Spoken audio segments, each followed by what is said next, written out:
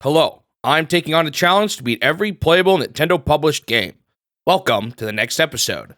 The next games are Game & Watch Mickey Mouse and Game & Watch Donkey Kong Circus.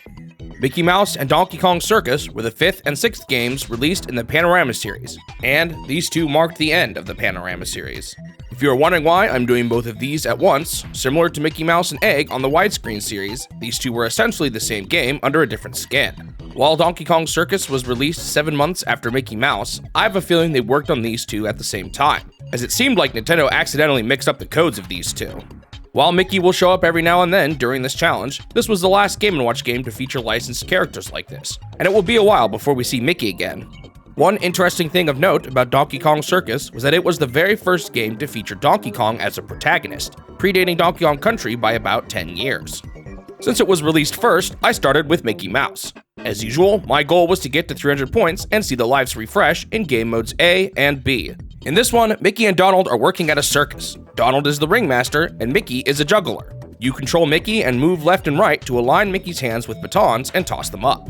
You have to be careful though, as there are also torches dropping on the sides that will burn your hands if you touch them. Mickey holds out both of his hands at all times, so despite the fact that the torches only fall from 2 positions, no single spot is safe from them, so you always have to be on the move.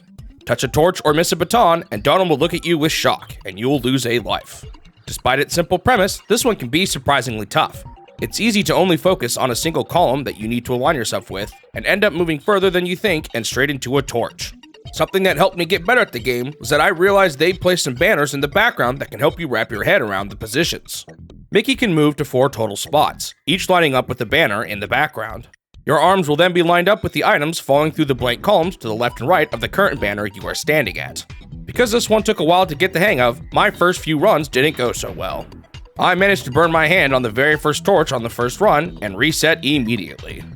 I did a bit better on my second run, but I still didn't make it very far. I kept moving straight into a torch thinking I had more space to move than I actually did. In my third run, things finally started to click, although I did drop my first baton at 177 points. I pretty quickly burned my hand and lost another life after this, meaning I unfortunately had to do the final 100 with no extra lives remaining. It started to get really tough near the end, but somehow I managed to pull it off, and I ended up making it all the way to 409 points.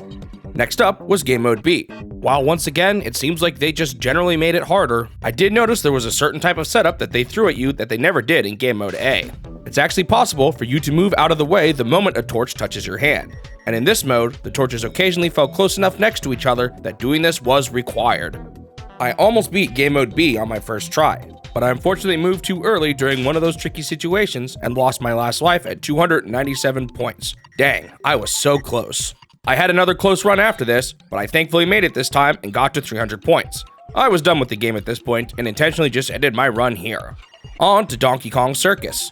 As I said before, this one is essentially just a reskin of Mickey Mouse, and while I didn't realize it was a reskin beforehand, I realized it pretty quickly once I started playing.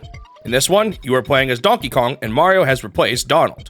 I don't know if he's supposed to be the ringmaster or anything this time though, as all he really does is laugh at you whenever you lose a life.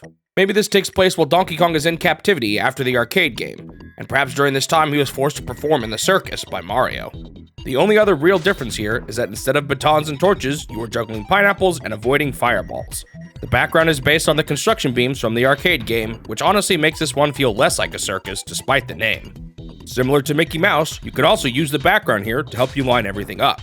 I guess it wasn't enough though, as I still lost on my first attempt after only making it to 180 points.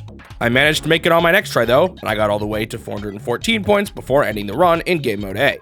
I guess I just needed some time to get back into the swing of things, as I beat Game Mode B on my first try, ending with a final score of 370. With that, Game & Watch Mickey Mouse and Game & Watch Donkey Kong Circus were complete. On to the reviews. These ones feel like they harken back to the older Game & Watch games, where they take a simple premise and have you focus on basic timing with repeated patterns. It ends up working pretty well here though, and I thought these two weren't half bad.